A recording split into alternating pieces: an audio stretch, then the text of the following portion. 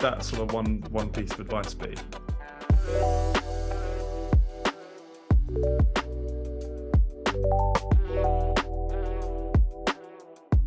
So hello and welcome to the stream, an unscripted, unedited, free-flowing conversation featuring guests who reject the status quo with a bias for action in the world of water and beyond. My name is Tom Freyberg. I'm an environmental journalist and content creator specializing in water.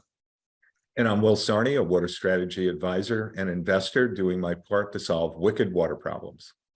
Don't forget to like and subscribe to the stream channel and on social media. And today we are thrilled to be joined by Karina Peña, who is the co-founder and CEO of Field Factors. Karina, great to see you and welcome to the last of the year and a kind of festive edition of the stream. Good to see you. Thank you. Thanks for having me today. Thank you very much. So yeah, we've got lots we want to chat to you about. And you're an entrepreneur, kind of co-founded a tech company in the Netherlands, the kind of the home of water resilience.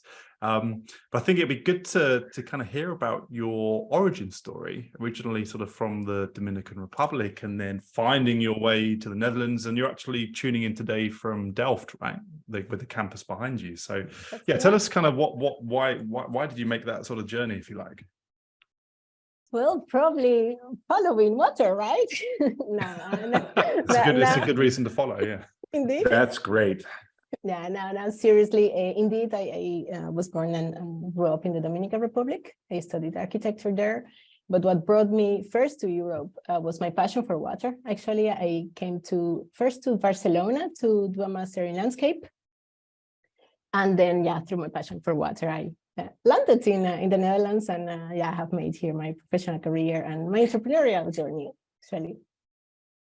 Amazing. And you came from a sort of architectural background, right? In terms of sort of architects meets water, kind of with a future in urban water supply and design. I think that's a really interesting sort of part of the story here too.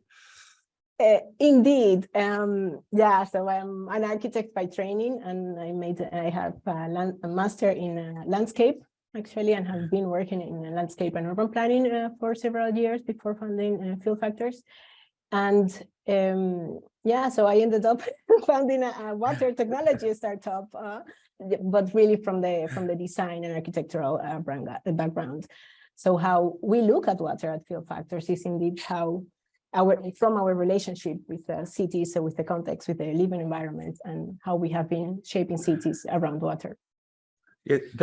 That's a really interesting journey. And are you familiar with Organica, localized water treatment system? So the founder is an architect, and he had, I don't know if he had the same journey, but a similar journey in that, he was practicing architecture, I believe, in New York, and it just hit him that there were opportunities to do something different with respect to engineered natural ecosystems. So that's what Organica is, and it's sort of an interesting journey from architecture to focusing on water and the built environment. Really interesting. It is. I don't know them, but it is. It's actually weird that that it has been through the years sort of fragmented the way how we build cities.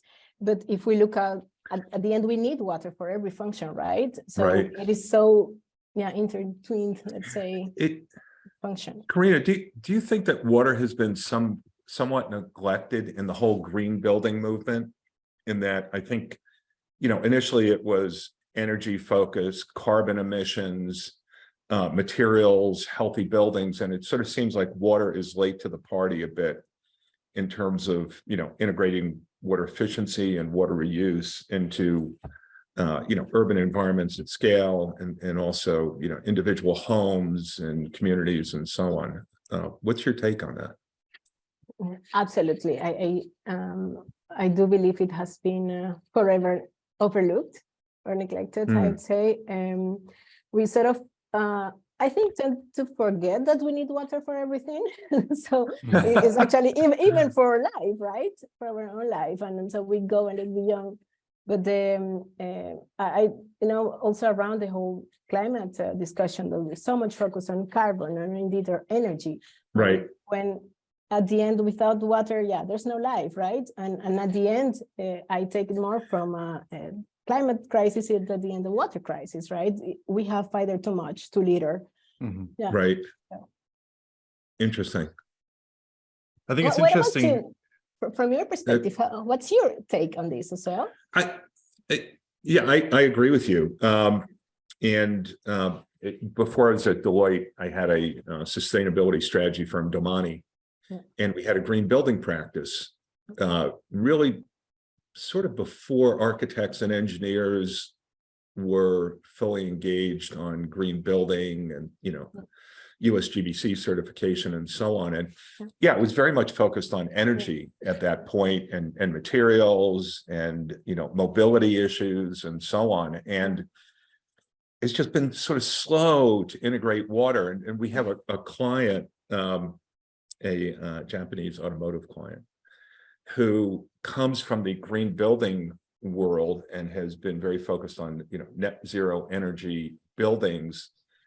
And now he's interested in integrating water into that discussion. So I agree with your take in terms of it's been slow to be thought of and integrated into, but there's some really promising developments. Like, the Salesforce building, corporate headquarters in San Francisco has a water reuse system. So we're starting to think about smart water buildings in addition to, smart energy, smart carbon, and so on. So it's an interesting trend that I don't think we talk enough about. So I love what you do, by the way, because it's so elegantly simple. And it addresses that issue about, neglecting water in the built environment. So anyway, that's my 2 to 3 cents. Nice.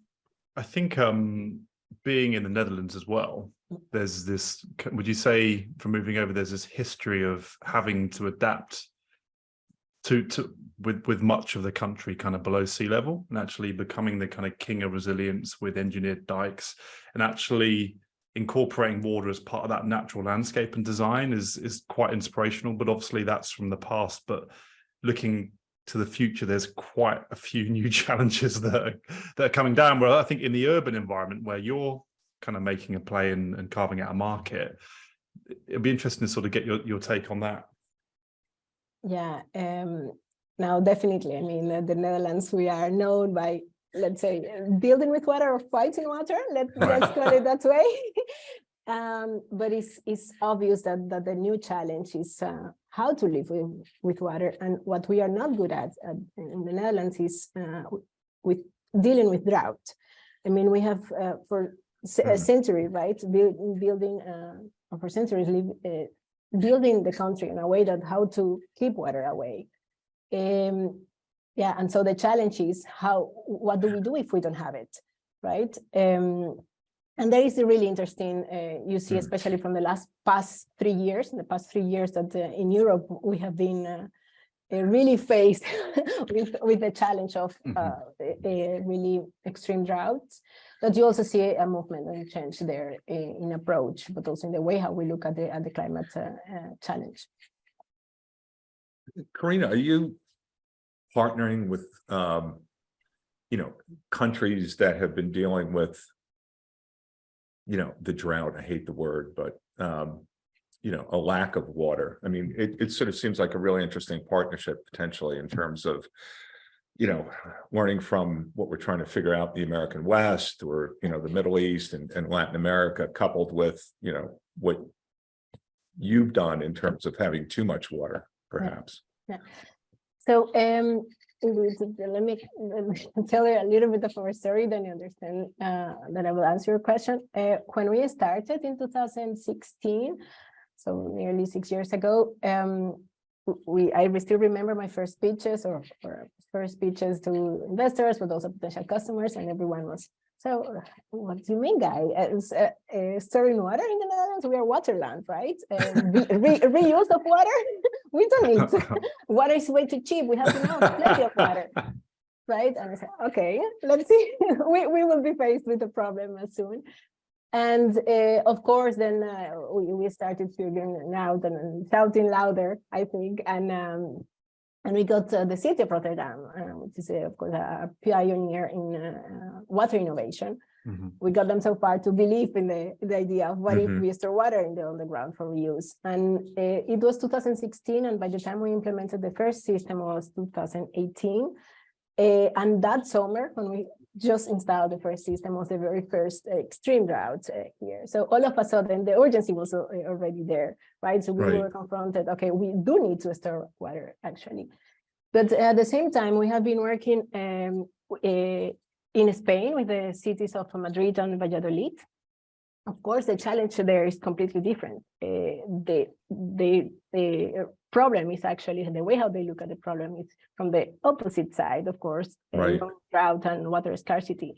So for us as a team has been really interesting to see how to approach different markets when with a traditional way of dealing with water and from another perspective or problem. So in that way, we are quite learning from both sides, but also to understand how can we be of value, right? That's really interesting.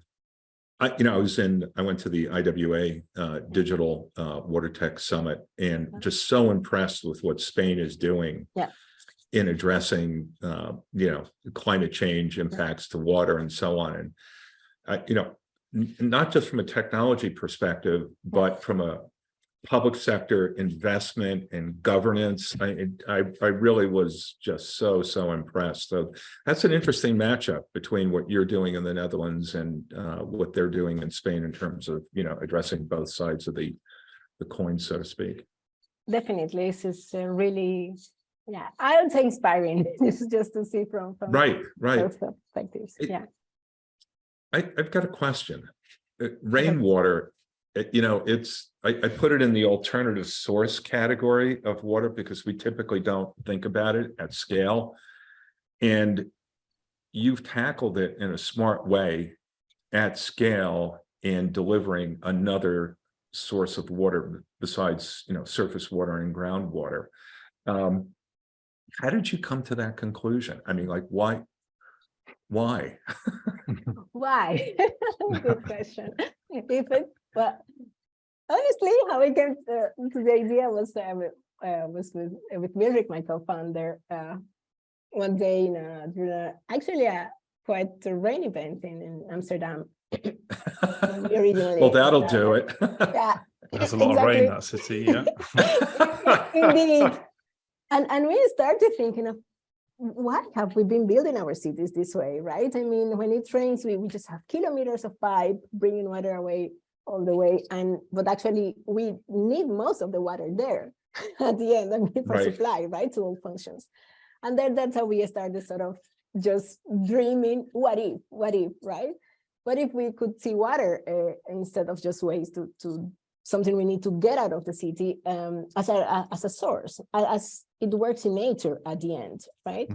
And that's where it all came from. I mean, and if we look at cities where problem from the two sides or extremes, let's say when it rains a lot and then we have this whole land is sealed, right? The water cannot go anywhere. So we have flooding problems because our sewers cannot cope anymore with extreme events. But we just started thinking, what if we see that as an opportunity, right? As a catchment area, as we, so to speak, and just use the natural underground as a storage. And then we could see water indeed as a source. At the end, all our sources are being depleted.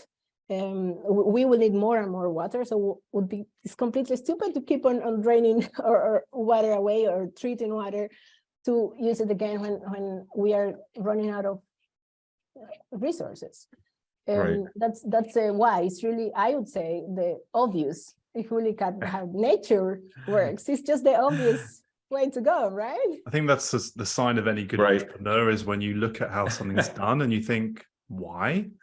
Why, and actually just challenge that tradition and the status quo, as we call it. And you've looked at how rainwater comes in, hits a city, and it goes out again, whereas actually you need that water supply closer to those sources. So actually question why can we rethink this entire model and kind of in an unconventional source, and then kind of create a business around it. So I think that it's good to hear how the kind of the journey of the business started. Yeah. It could be the title of this episode, by the way.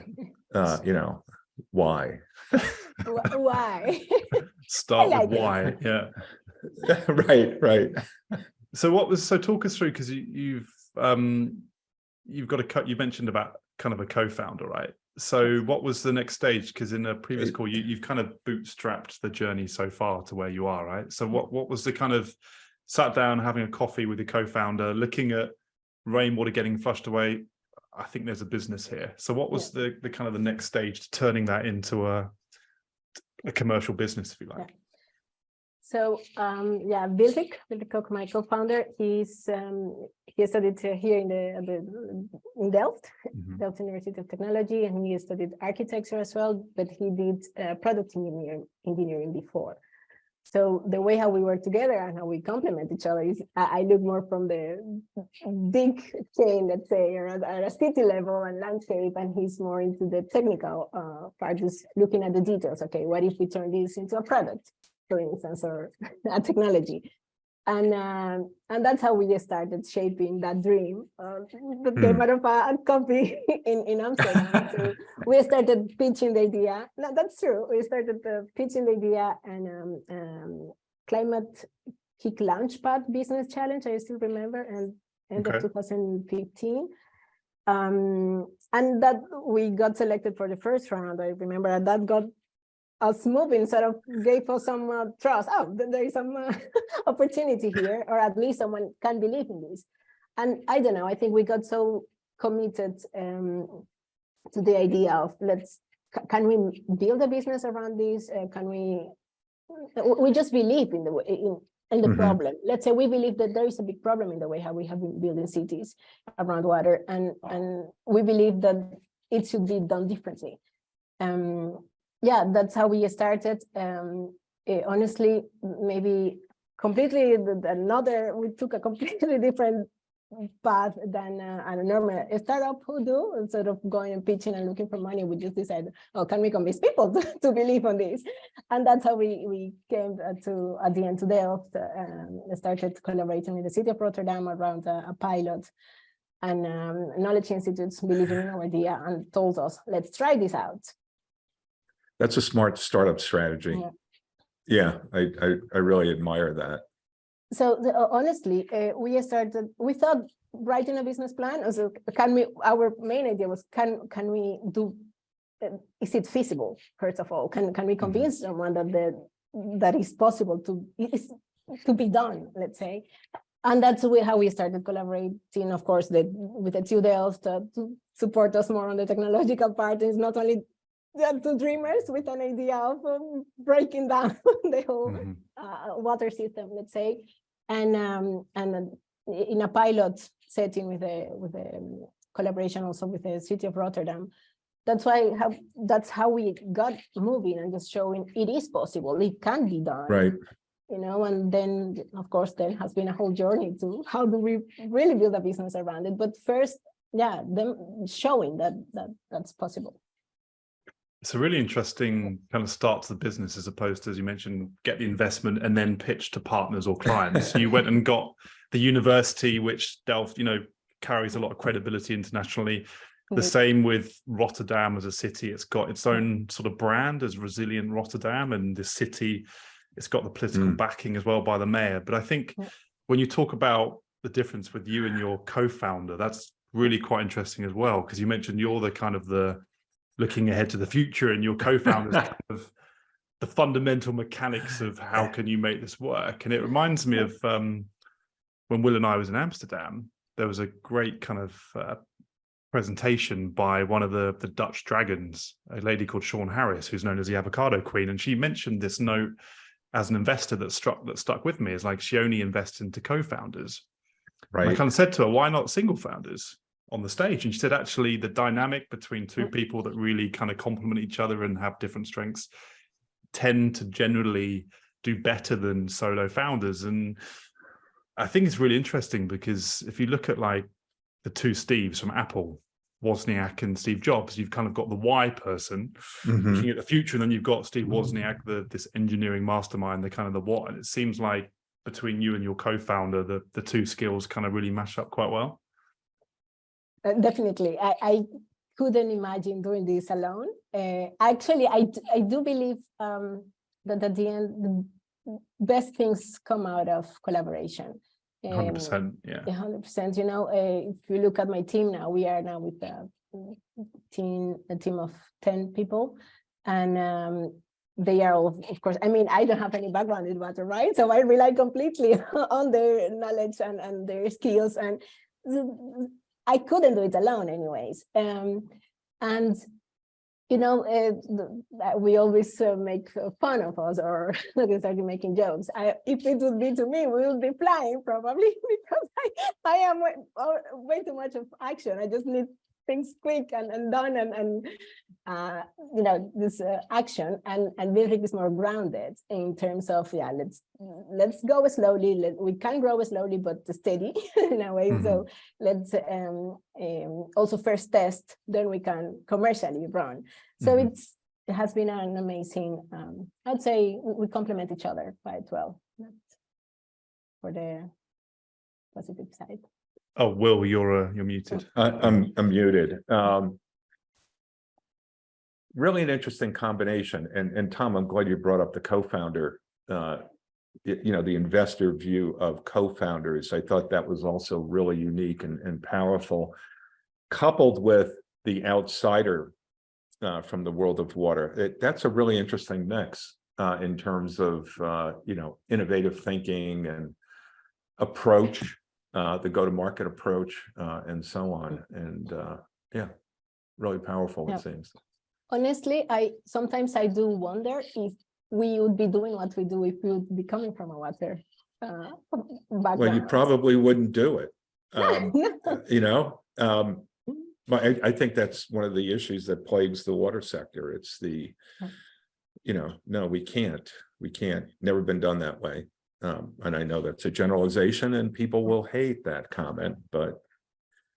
I agree. I think sometimes when you're an outsider, if you've kind of got 20, 30 years of kind of water engineering background, which is a huge strength, but actually as an outsider, there's a certain, and I mean this as a compliment, not necessarily about you, Karina, but that naivety to say, why is it done like that? Let's just ask the question, actually, well, why has it not been done? Let's make it happen. Let's kind of partner with the right companies, pilot the solution, get funding and try and make it happen. Whereas perhaps someone with that 3 decades of experience might have thought, oh, you know, it has been tried before, but that doesn't necessarily mean it won't work again. So, so your company, you mentioned you got to 10 people, the 2 founders. The next stage is presumably to sort of you're looking for investment to kind of scale things up. Is that right? From where you are, you've bootstrapped to date and you're looking to bring in some sort of VC money.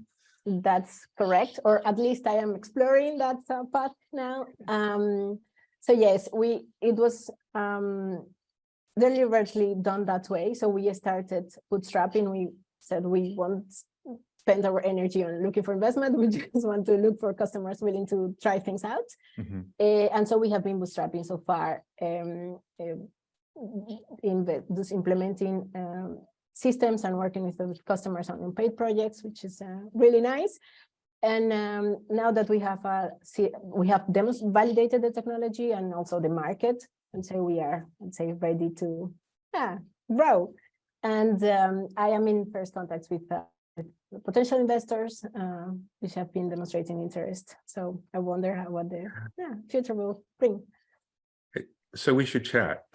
Yeah, let's. Do you know any investors, Will? You know, I'll check my Rolodex, as they say. Yeah, Karina, let's chat. You know, what you're doing is elegantly simple. Yeah. I mean, I know it's not simple, but in terms of that view of, well, what are we doing here? You know, how do we not waste water? You know, and historically that's been the case. You know, I've got somewhat of a technical question, Tom, believe it or not. In the American West, water law prior appropriation precludes rainwater capture. The city and county of Denver has an exemption from that. But do you see that as a bit of a challenge in terms of scaling in places like the American West that have, dare I say, archaic public policy and regulations? Sorry, definitely. Look, what we do is not the mainstream yet. So the regulations, local regulations, especially are our main barriers for scalability now. But we also see a lot of changes there already happening in the past 2-3 years. So, I agree with your take on that. Yeah. So, and especially, look, what we do is, of course, we treat water, we infiltrate it deep in the underground locally. So it's deep infiltration, or very known as ASR technology, aquifer storage and recharge, or managed aquifer recharge. And we do it at a very local scale at a project level, right? So that is regulated in Europe. For instance, we have water regulation to avoid just infiltrating pollutants to the groundwater, and that is, of course, everywhere regulated. But if we look at the standards in the regulation, are not being developed or written for what we do, but more when you are infiltrating reclaimed water or wastewater, which has been treated. So it has nothing to do with rainwater, which is relatively clean. Right. And of course, after treatment, what we do. So yeah, there is a whole way to go. But we see already a lot of changes in regulations, also to, let's say, promote rainwater reuse and water efficiency. Already in Europe, there is a lot has been happening in the past years. That's interesting. And I agree with your take. Even the American West, we're starting to see technology drive changes in public policy, in particular around water reuse. So as a catalyst for public policy change, entrepreneurs that are truly disruptive, are really sort of poking it and getting the public sector to, understand that there's a better way, a different way. Definitely. And I do believe it's a role we have as well, to bring change, right, or to poke change therein. I'm completely aware of that. And so our strategy has been working with policymakers already from the very first day. So here, the water authorities are involved in our projects. They are looking at the way how we monitor our systems. We are completely transparent in the performance of our systems, just to gain trust, right? To change, this is needed, is possible, and it's for a good reason. So, and also publishing, sharing results. That's what we have been doing in the past 5 years, and what we still need to do, I guess. But there is a lot to win in that sense. I think Will and I, we always talk about the kind of the call to action and how we can help, or normally some homework to go away with from each episode, right, Will, to add to the to-do list. But obviously, if you're in a stage where you're in early conversations with investors and VCs and looking to sort of explore the business and the partnership, I know certainly between Will and I, we're quite well connected, so we can try and make any introductions we can, or even as as part of the outreach on this episode for people to get in touch. Certainly we can help there. Yeah, thank you. Now, maybe I would like to add something about this. I do think that it's super difficult to find investments in the water sector, just because when we are talking about technological innovation, we forget how the water sector works. It's so traditional, it's too difficult, especially when we are talking about the urban water system, that we need to deal. There are so many stakeholders around, and the industry is so traditional, so it's not the typical, hockey stick as a startup that in 3 years you just get up and running. I mean, sometimes I talk to people and I tell, yeah, but you have been busy 5 years. Why haven't you been? Why are you not upscaling already? Say, well, wait a second, that's not how it works. I mean, in the sector in which I work, it's not, the dynamics are different. So indeed, we are looking for investors, but also I think what is crucial for us is an investor that knows how the water sector works, that is familiar with the industry, and actually that could add to what we do. I'm not only looking for money, that I could burn some money in a few years, but that's not the way how we work. Mm-hmm. So I think we are looking especially for investors that could help us, bring change.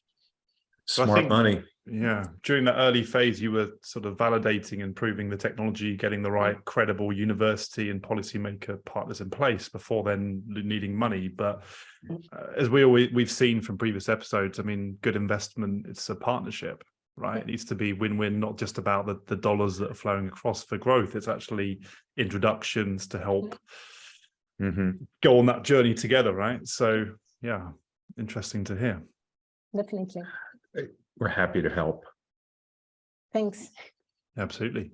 So it seems to me that you guys are sort of working at the forefront of sort of urban water design and management and decentralized reuse. Obviously, Rotterdam is known as a leading city. So when you sort of look at the developments within sort of urban water policy and change, is there any sort of cities that you look at, you think we really want to work with those guys because they're being more progressive, you think, in the next kind of the next few years? In the next few years, yes, definitely. At home, we have some work to do. Still, I mean, we would like to work with the city of Amsterdam. Still, is not yet in our partnerships.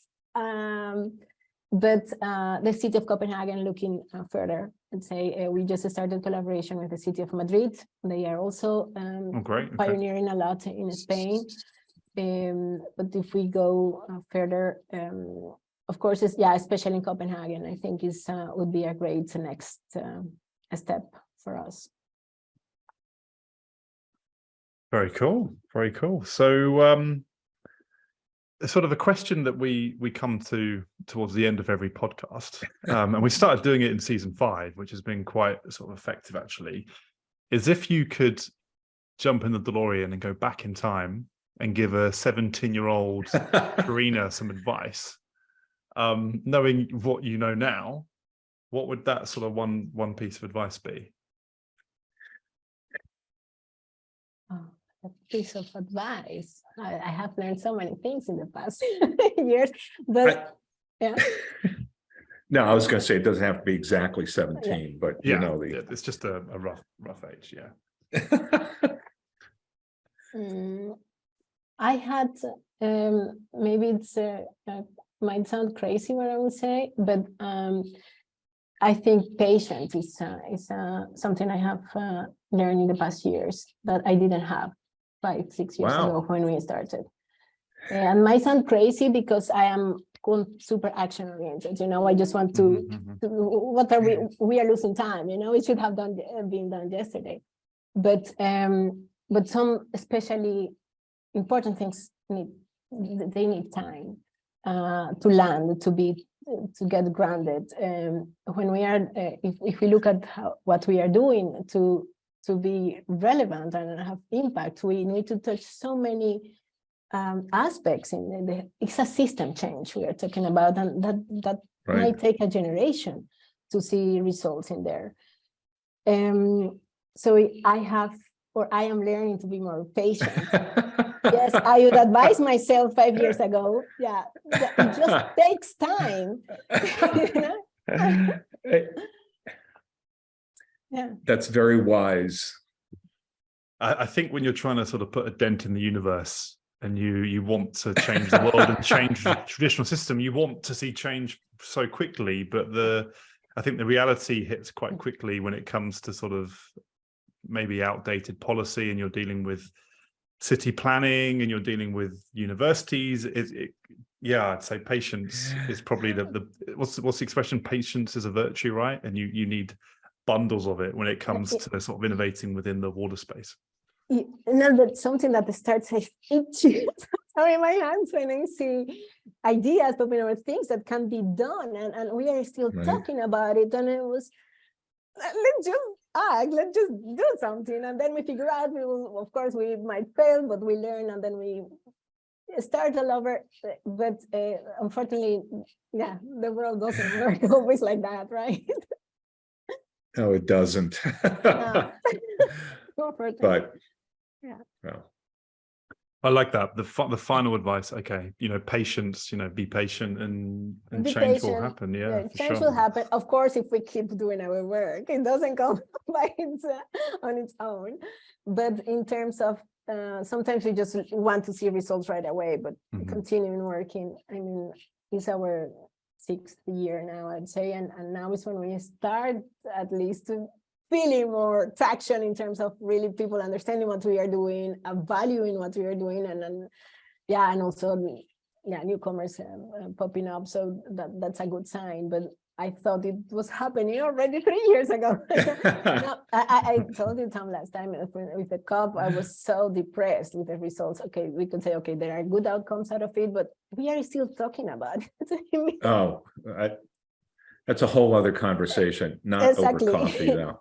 So that, there's so much to be done that we should have started yesterday. So yeah, that's why I need to remind myself, be patient, just keep on working, and the results will come somehow, some way. But yeah.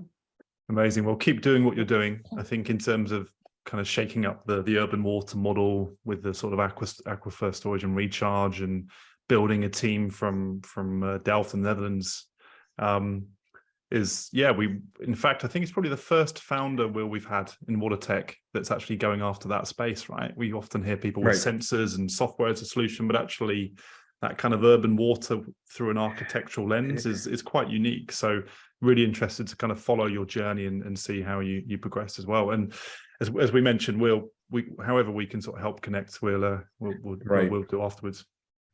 Thank you. Well, watch out. We are here to stay. Okay, sounds good. We'll schedule a call. Let's do that. Amazing. Good stuff. All right. Well, appreciate the time. Thanks for joining the stream, Karina. And wishing you all the best of luck, and we'll catch up soon. Thank you. Thank you, Karina. Be well. Cheers, Karina.